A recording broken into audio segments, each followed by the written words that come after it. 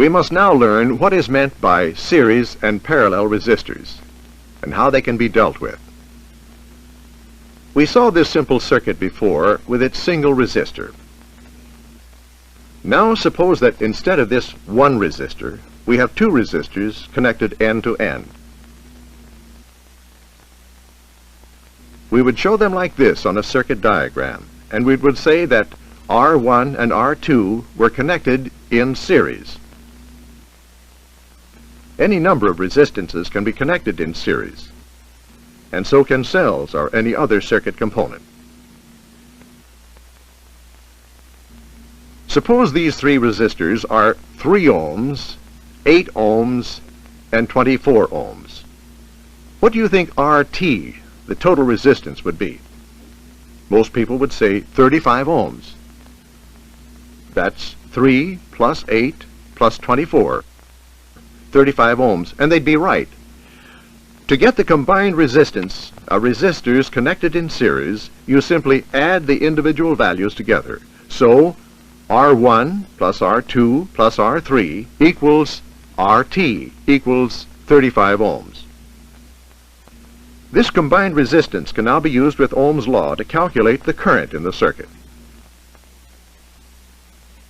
70 divided by 35 equals 2 amps. And this same current of 2 amps flows through each of the resistances. So with series resistances RT equals R1 plus R2 plus R3 and so on. But there's another way of connecting electrical components. It's like this. When the resistors are connected side by side, they are said to be connected in parallel. When connected to a source of power of, say, 20 volts, there will be the same EMF of 20 volts pushing current through each resistance. But it will not be the same current in each of the 3 paths. Where the resistance is lowest, say R1, the current flowing, I1, will be greatest.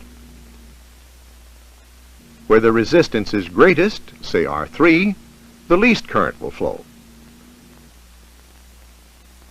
The total current flowing, IT, is equal to I1 plus I2 plus I3.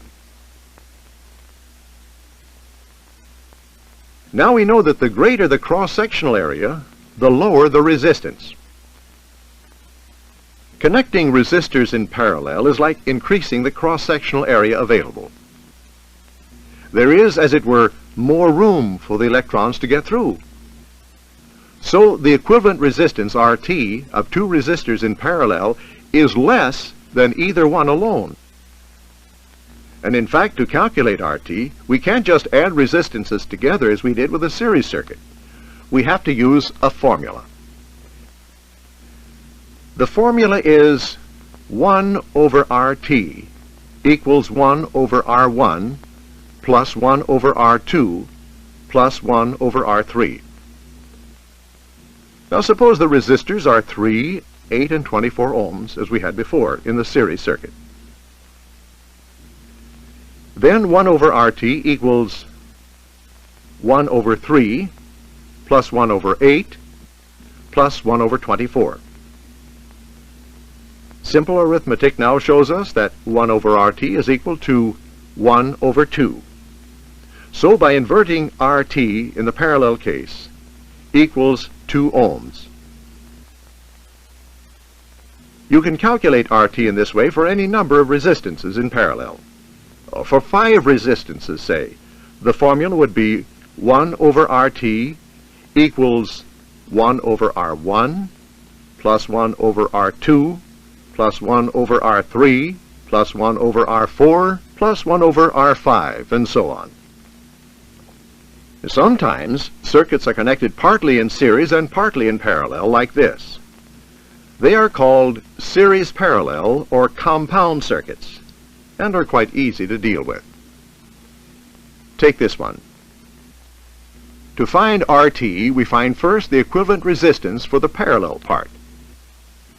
That is 1 over 3 plus 1 over 6, which simplifies to 1 over 2.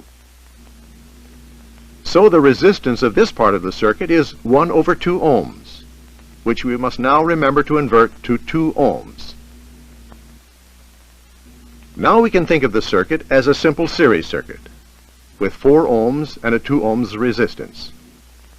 So RT equals 6 ohms. Let's look at one more. This time we must deal with the series part first. 1 plus 3 is 4. So the upper branch is equivalent to a single resistance of 4 ohms.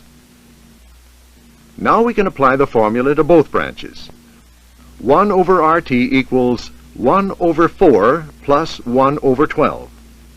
That equals 3 plus 1 over 12, or 4 over 12, which is 1/3. So RT is 3 ohms. There's one more circuit we want to deal with. In all circuits we've done so far, we've ignored the resistance of the wires connecting the various components of the circuit. This is often quite in order. However, sometimes long cables may be involved, and these may have considerable resistance, causing a voltage drop across them, which has to be taken into account. For example, if a cable is 20 meters long and has a resistance of 1 ohm per meter, then the resistance of the cable will be as much as 20 ohms each way. If a 5 amp current is flowing, we could use the Ohm's law triangle to show that there is a voltage drop of 100 volts in each cable, a total of 200 volts. Suppose we have a circuit where the resistance of each cable is known to be 0.2 of an ohm, and the battery is providing 200 volts to drive a current through a load of 99 6/10 ohms. Can we calculate the voltage drop across the load? Well, the total resistance of the circuit is 99 6/10 plus 0.2 plus 0.2. That is 100 ohms. So what current is flowing? V over RT gives us that, and it is 2 amps. The voltage drop in each cable is given by I times R. That is 2 times 0.2, 0.4 of a volt. So the total voltage drop in both cables together is 0.8 of a volt, which makes the drop across the load 199 2/10 volts. So we can deal with the resistance of the cables if we need to. During this part, we've learned how to calculate the equivalent resistance for resistors connected in series, when RT equals R1 plus R2 plus R3 and so on. We have learned how to calculate the equivalent resistance of resistors in parallel. 1 over RT equals 1 over R1 plus 1 over R2 plus 1 over R3 and so on. And finally, we heard about the resistance of cables. The next part will be about electric power.